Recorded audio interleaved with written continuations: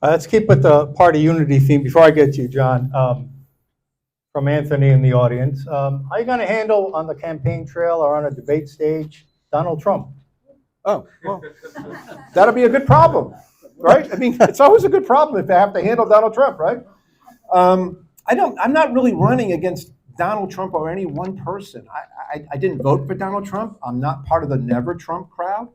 I like the judges. I thought it was I say all these things, you can play the tapes. There's a brilliant marketing thing in the campaign of 2016 that he was going to appoint these judges. Evangelicals, Catholics, Christians said, okay, I can live with that. Pro-life, I can live with that. And he did, by the way, he did that. I always said about Donald Trump that he doesn't have an ideology.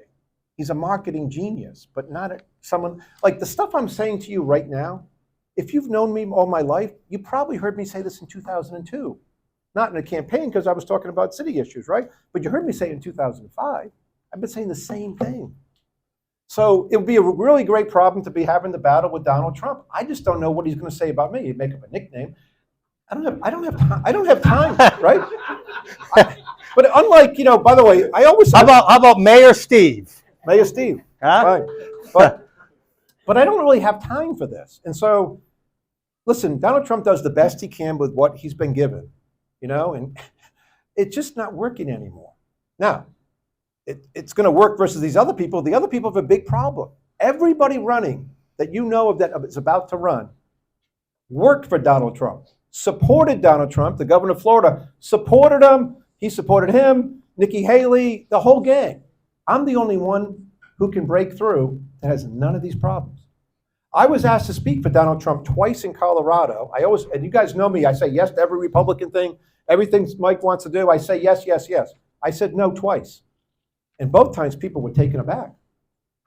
One to speak as if I were him and debate the governor, Governor Hickenlooper, and one to do a rally. I said, listen, I would then be telling my children one day that I did this for some short-term gain, that I'd be in the news one day. I don't need to be in the news ever again. And I'm perfectly happy. I don't believe it that he's going to follow through on a lot of these things. And, listen, Donald Trump, how could any Republican, I know there's probably Trump people here, but that means you've ignored $8 trillion of debt. You ignored the $8 trillion. Remember how we were after Obama for $8 trillion of debt, but that took 8 years? Trump did it in 4 years.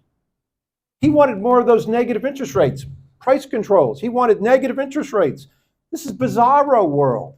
It's destroyed the country financially to the point where this is going to get much, much worse.